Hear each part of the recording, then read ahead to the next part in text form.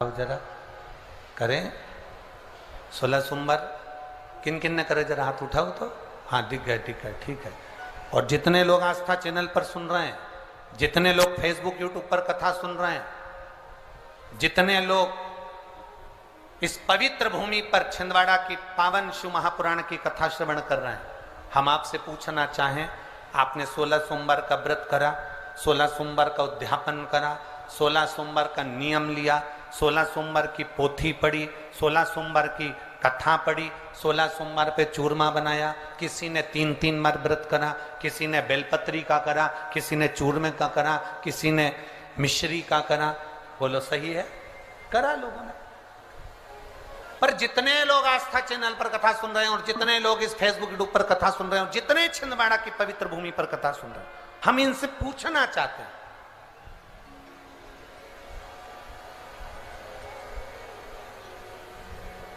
5 व्रत नहीं, 6 व्रत नहीं, 7 व्रत नहीं, 11 व्रत नहीं। हमारे सनातन धर्म में तो 11, 21, 51, बोलो सही है, 7, 5 ऐसा नियम चला आया है हमारे सनातन धर्म का कि 5 व्रत करना है, 7 व्रत करना है, नवरात्रि के 9 व्रत करना है, 11 व्रत करना है, 21 व्रत करना है, 31 करना है, 108 करना है, 1008 करना है। ऐसा नियम हमारे शास्त्रों का चला आया। फिर आखिर 5 व्रत नहीं, 7 व्रत नहीं, 6 व्रत नहीं, 4 व्रत नहीं, 3 व्रत नहीं, 16 व्रत का नियम कहां से आया? 16 व्रत ही क्यों?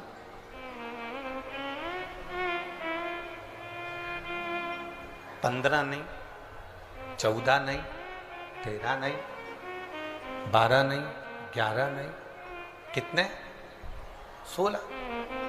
ये 16 व्रत का नियम कैसे? ये कहां से आ गया 16 व्रत का नियम? कोई आपसे पूछ सकता है, आपके घर के बच्चे कह सकते हैं, मम्मी ओ माँ क्या कर रही हो? माँ ने कहा बेटा मैंने 16 सोमवार के व्रत उठाए।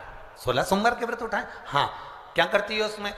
बेटा शाम के समय जब तीसरा पहर होता है, प्रदोष काल होता है, प्रदोष का जो समय होता है, शाम का जो समय होता है, उस शाम के समय पर हम 16 सोमवार का पूजन करते हैं। शिव जी का शिवलिंग का निर्माण करना या शंकर भगवान का शिवलिंग घर में उसकी पूजन अर्चना करना, उसका निर्माण करना और पूजन करके जो भी चीज से हमने सोमवार करे हैं, जो 16 सोमवार के प्रथम सोमवार में चूरमे से करो, चाहे तुम बेलपत्री से करो, चाहे तुम मिश्री से करो, जिससे तुम पहला व्रत करोगे, 16 की 16 व्रत उसी चीज से होंगे, उसी प्रसाद से होंगे।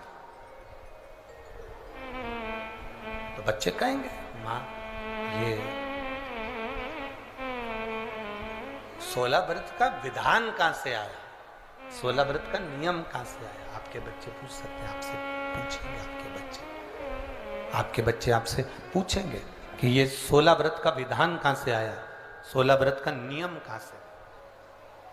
तब आपको बताना है। अवंतिकापुरी उज्जैनी में एक कन्या रहती थी जिसका नाम सुगंधा था। बड़े ध्यान से सुनना, 16 सोमवार के व्रत तो आपने बहुत करे हैं, पर 16 सोमवार में 16 सोमवार का नियम कहां से आया?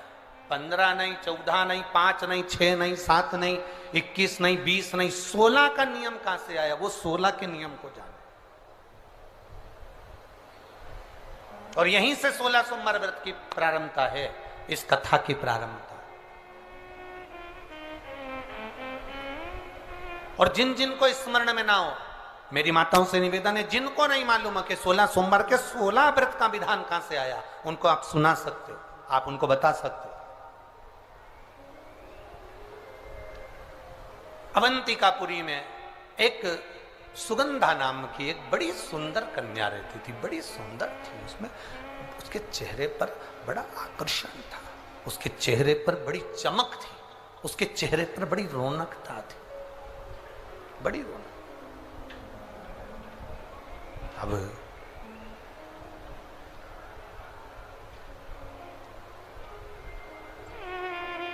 उसकी माता सुगंधा की जो माँ थी, सुगंधा जो कन्या थी, उसकी जो माता थी जिसका नाम रेणुका था, वो रेणुका एक काम बड़ा विचित्र करती थी।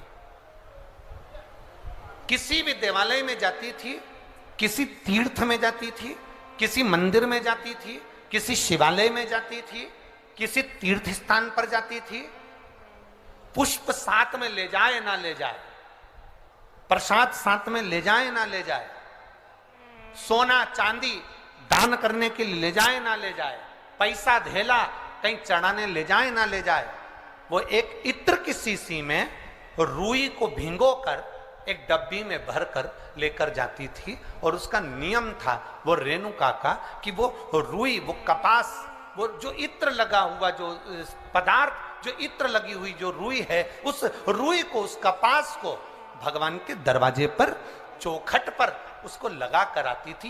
ये रेणुका का नियम था, ये सुगंधा की मां का नियम था।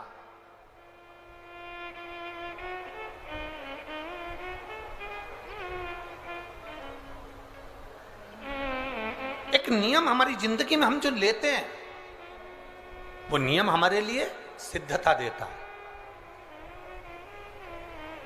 आप में से कई माताएं ऐसी बैठी होंगी जिन्होंने नियम लिया होगा कि मैं शिव जी के मंदिर में जब भी जाऊंगी, मैं देवादिदेव महादेव के मंदिर में जब भी जाऊंगी, मैं शंकर भगवान के मंदिर में जब भी पहुंचूंगी तो वहां झाड़ू लगा दूंगी, माँ पोछा लगा दूंगी। बैठी हैं ऐसी माताएं यहाँ पर जो मंदिर में जाकर कभी झाड़ू पोछा लगा देती हो, है? तो आप जाकर शिव के मंदिर में बुआरी लगा रहे हो, झाड़ू लगा रहे हो, पोछा लगा रहे हो, या जो बहुत सारे दिए लोग लगाकर चले जाते हैं, जलाकर चले जाते हैं, दिए ठंडे हो जाते हैं, उन दियों को भरकर एक डलिया में, एक खोखे में, एक जगह पर ले जाकर आप रख देते हो, उसका पुण्य कितना है? शिव महापुराण की कथा करी, कितना पुण्य।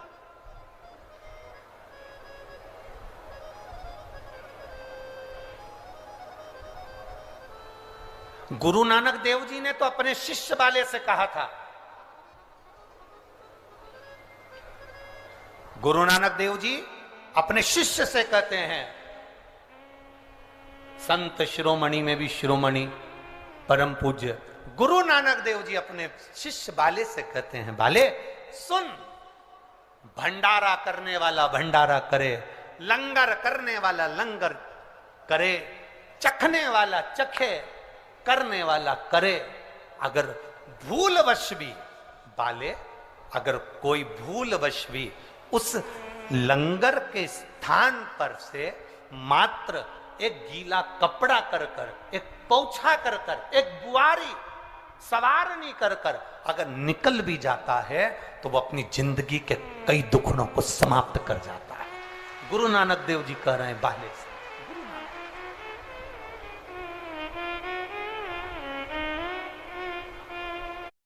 सोनम, पता है खाने के बाद बेबी स्किन से मॉइस्चर गायब हो जाता है। मिस्टर इंडिया है क्या? हम पहले दिन से जॉनसन्स बेबी।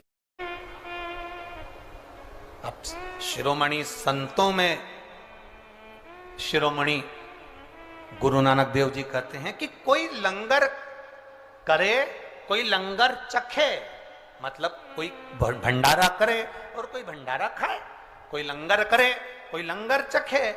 अगर वो चखने वाला भी उठकर चले गया और वहां पर से आप अगर निकल कर जा रहे हो और आपने अगर मात्र वहां सवारनी से आपने मात्र झाड़ू भी लगा दी, पोछा भी लगा दिया, उसको कहीं ना कहीं किसी ना किसी रूप में आपने सेवा कर दी, तो उस सेवा का फल क्या है? तो गुरु नानक देव जी कहते हैं उसका फल यह है कि आपकी जिंदगी में जितने जितने दुख, जितनी जितनी तकलीफें, आपकी जिंदगी में जितना जितना कष्ट, आपके जीवन में जितना जितना रोग, जितनी जितनी तकलीफें आपके जीवन में आ रही होती हैं, वो सारी की सारी तकलीफें अपने आप समाप्त होती चली जाती हैं, अपने आप समाप्त।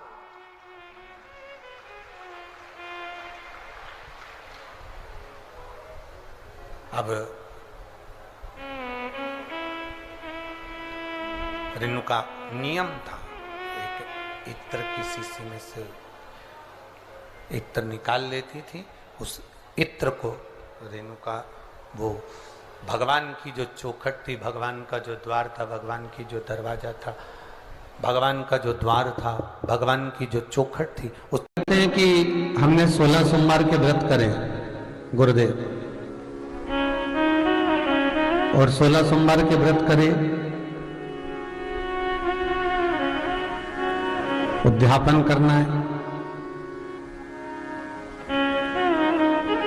हमने कहा पहली बार कर रहे हो कि पहले भी कर चुके हो? गुरुदेव मैंने तो 16 सोमवार कई समय से करती आ रही हूं, तो अभी भी कर रहे हैं महाराज। ठीक है,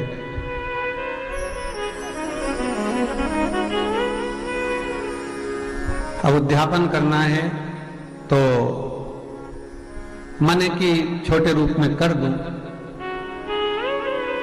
एक जोड़े को जिमा दूं और देकर बस पूजन वगैरह कराकर पूर्ण कर दूं।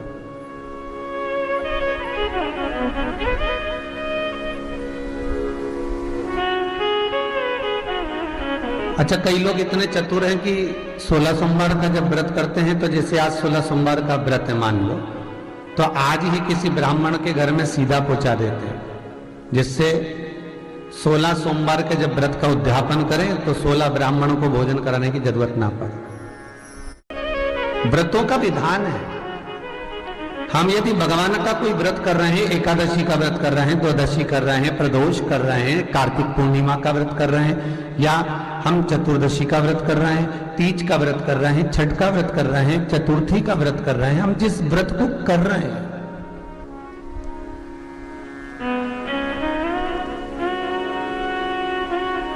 आपसे किसी ने नहीं कहा कि आप व्रत का उद्यापन करो।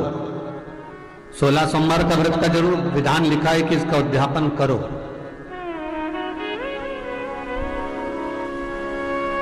पर शास्त्र कहता है कि उद्यापन करो, मना नहीं है, पर भगवान का किसी भी व्रत का, चतुर्थी हो, तीज हो, छठ हो, पंचमी हो, 14 हो, पूर्णिमा हो, जो भी आप व्रत कर रहे हो उसका यदि उद्यापन कर रहे हो तो उस उद्यापन को पूर्ण रीति से, दिल से, मन से, प्रसन्न भाव से करना,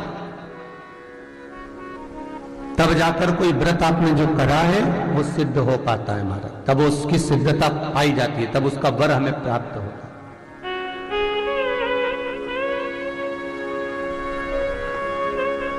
कन्या भोज कराना है, नवरात्रे हैं, जरा ढूंढो कन्याओं को, सारी कन्याओं को ढूंढ कर लाए।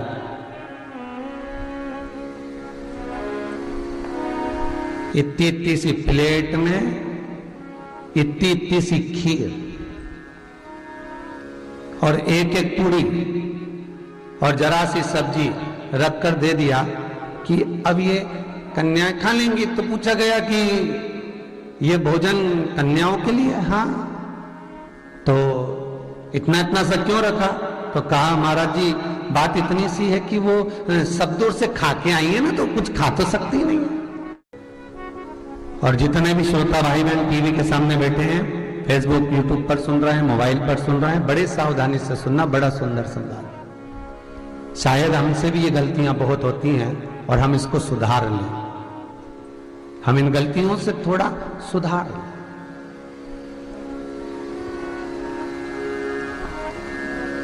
कन्याओं को भोजन कराया जा रहा है और विचार रखा जा रहा है कि ये तो सब दूर से खाकर आई हैं, तो केवल मुंह झूठा करेंगे, कोई इतना थोड़ा ना खाएंगे, और चाहिएगा तो हम डबल से दे देंगे। जब तुम्हें मालूम है कि नवमी के दिन, अष्टमी के दिन कन्याएं सब दूर भोजन कर कर आती हैं और उनका मुख झूठा कराने का क्रम तुमने करा, उसका कोई पुण्य मिला क्या तुमको? जब कन्याओं को भोजन कराया जाए, जिस ब्राह्मण को, जिस अतिथि को हमने बुलाया है, उसको जब तक तृप्ति ना हो तब तक हमें व्रत का, उद्यापन का, पूजन का कोई पुण्य प्राप्त नहीं होता।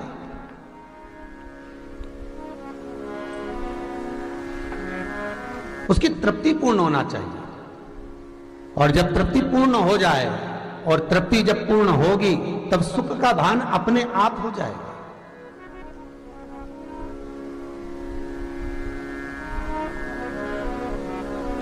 महाराज,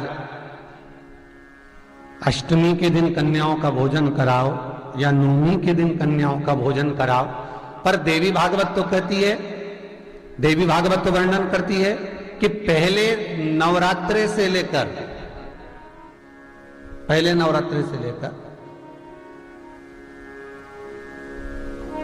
सुनिएगा इस प्रसंग को। जब आप शंकर भगवान को कोई सामग्री, कोई वस्तु, कोई चीज समर्पित करते हो, बहुत ध्यान देना महाराज,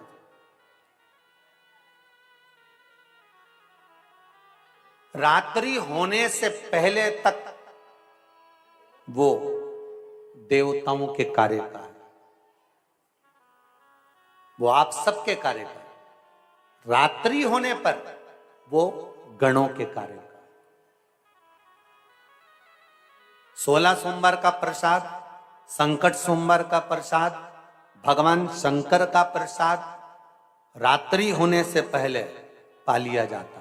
आप लोगों ने जिन जिन ने 16 सोमवार करे होंगे, संकट सोमवार करे होंगे, उनको जब उन्होंने चूरमा बनाया होगा, बाटा सेक कर, रोटी सेक कर, उसमें गुड़ मिलाकर, शक्कर मिलाकर और घी मिलाकर जो मलिदा, जो चूरा तैयार करा होगा, चूरमा बनाया होगा, उस चूरमे का नियम है कि संकट सोमवार का, 16 सोमवार का जो प्रसाद होता है उसको उसी दिन रात्रि होने से पहले, अर्थात मध्य रात्रि 12 बजे से पहले पहले उस चूरमे का प्रसाद, आप क्या कोई भोजन करने आ रहा है संकट सोमवार के उद्यापन में, कोई 16 जोड़े आ रहे हैं उनको आप दे दीजिए, कोई आ रहा है उसको प्रदान कर दीजिए, पर उस प्रसाद को दूसरे दिन तक नहीं रखा जाता।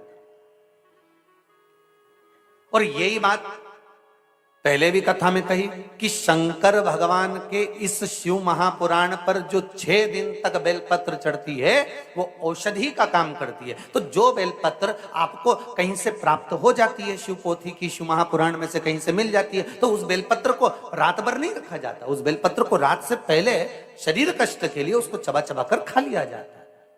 और जो 7वें दिन की बेलपत्र